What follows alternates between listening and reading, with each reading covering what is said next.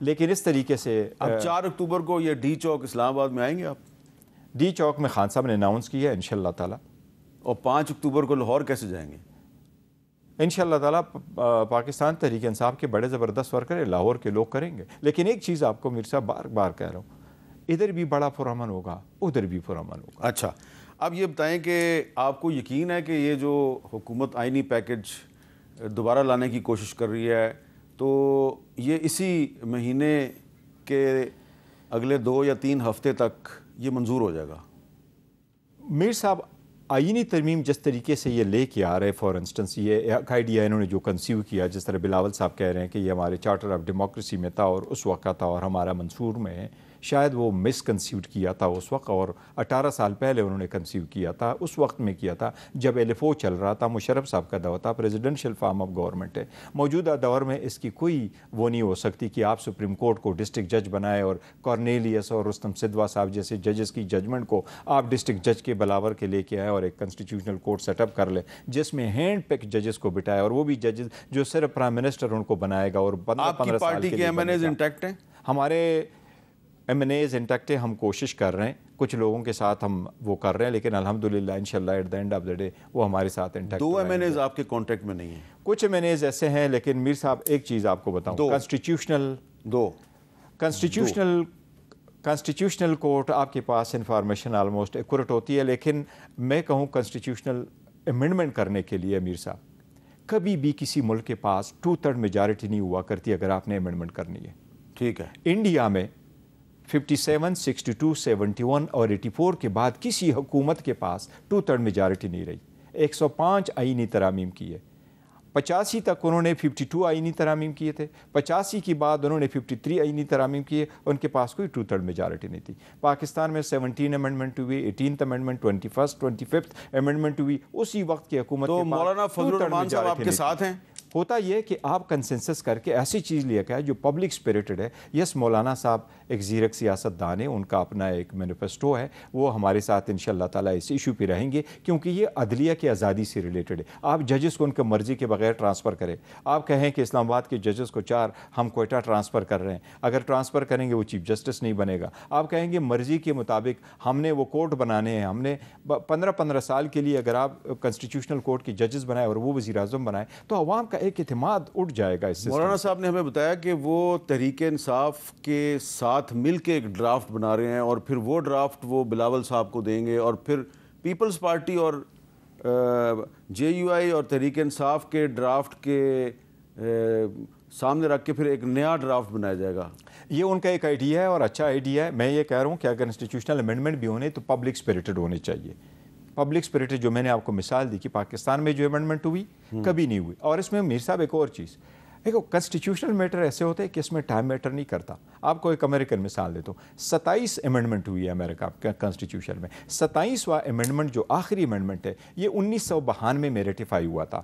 27 کا جو 27 ریٹیفائی ہوا ہے 1992 میں. آپ کو پتہ ہے کہ یہ کب پروپوز ہوا تھا؟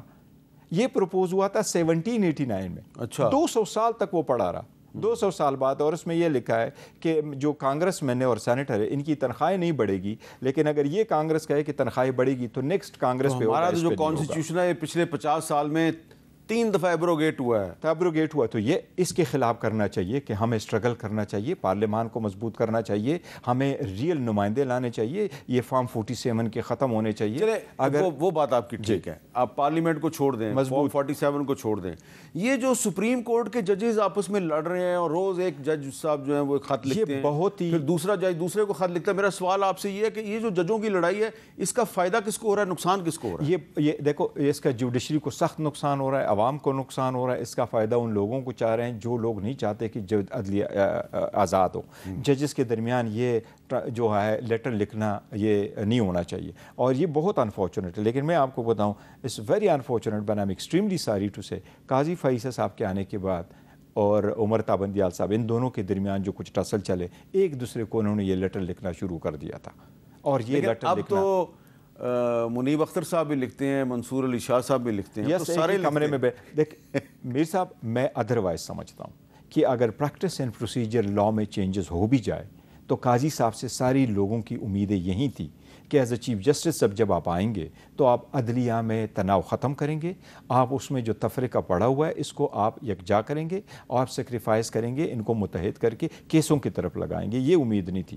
اگر لا چینج بھی ہوا اور ود ان آورز آپ ایک اور کمیٹی بناتے ہیں, تو اگر لا چینج بھی ہوتا تو آپ کے پاس ڈسکریشن ہے, آپ کو پھر بھی چاہیے تھا کہ سینئر موسٹ ساتھ میں لا لیتے. آپ منصور شاہ صاحب کے ساتھ اس کو رکھ لیتے جو پہلے سے بھی موجود. اچھا, اب آخر میں مجھے یہ بتائیں کہ ایک طرف تو یہ آپ کے ایشوز چل رہے ہیں, قاضی صاحب خط لکھتے ہیں, منیب اختر صاحب جواب دیتے ہیں, 26ویں آئینی ترمیم پہ آپ کے 2 MNAs جو ہیں وہ آپ کے ساتھ کانٹیکٹ میں نہیں ہیں, صرف 2 ہیں. لیکن دوسری طرف ایک جنگ جو ہے وہ آپ کے ہمسائے ایران تک پہنچ گئی ہے. کیا یہ بڑا ایشو ہے, یا جو کچھ لڑائیاں آپ لڑ رہے ہیں وہ بڑا ایشو ہے؟ دیکھو, ہر ملک کے اپنے سرکمسٹانسز ہے, اور انٹرنیشنلی اور ہمارے ملک کے لیے یہ بہت بڑا اہم ایشو ہے. یہ مسلم دنیا کا ایک سیکنڈ لیڈر ہے جو حسن عسکری صاحب کی ڈیتھ ہوئی ہے شہادت سے. حسن نصر اللہ صاحب کی ڈیتھ ہوئی ہے. یہ ایک شہادت ہے. اس شہادت کو ہانیہ صاحب کے بعد امیڈیٹلی اس کو ہوا ہے.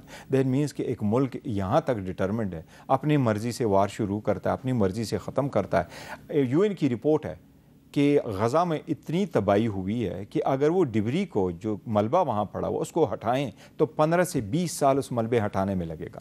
اتنی تباہی ہو گئی ہے. تو مسلم دنیا کو چاہیے کہ وہ یونائٹ ہو جائے, OIC کو چاہیے کہ وہ یونائٹ ہو جائے, وہ اپنا ڈپلومیٹک رول بھی پلے کرے, ایران کے ساتھ بھی پلے کرے. ایران کو بھی چاہیے کہ ملک میں جس طریقے سے تو پارلیمنٹ میں اس ایشو پہ بحث ہونی چاہیے, یا یہ 26ویں آئینی ترمیم پہ بحث؟ پارلیمنٹ پہ تو کسی چیز پہ بحث نہیں ہوئی میر صاحب. یہ تو بہت بڑی بدقسمتی, ہم نے کسی چیز پہ بحث نہیں کی. میں تو بارہا پوائنٹ آف آرڈر پہ کہہ چکا ہوں. وزیر اعظم نے, وزیر داخلہ نے, وزیر فارن منسٹر نے, ڈپٹی پرائم منسٹر نے کبھی بھی کوئی سٹیٹمنٹ نہیں, چاہے وہ ایران ہے, چاہے وہ سعودی عربیہ سے تھا, چاہے وہ ہانیہ صاحب, کوئی ناٹ اے سنگل ون. ہم نے تو یہاں تک کمٹ کیا تھا کہ پاکستان کی خاطر اگر آپ APC بلائیں گے ہم آپ کے ساتھ شرکت کریں گے. آپ نے CPEC پہ بلا لیا, ہم نے آپ کے ساتھ شرکت کی. اگر آپ کے پاکستان کے فرینڈلی ممالک کے سربراہان آئیں گے ہم آپ کے ساتھ ہوں گے. لیکن حکومت اس طرف توجہ نہیں دے رہی. ساری توجہ اس بات پہ ہے کہ PTI کو توڑو, PTI کے لوگوں کو توڑو. میں تو بڑا حیران ہوں. میں نے پہلی مرتبہ جب اسپیشل کمیٹی بنی تو میں نے خورشید شاہ صاحب کے نوٹس میں لے کے آیا کہ ہمارا 1 MNA مسنگ ہے. پھر نیکسٹ ڈن کو کہا 4 اور مسنگ ہے. ہی couldn't do anything.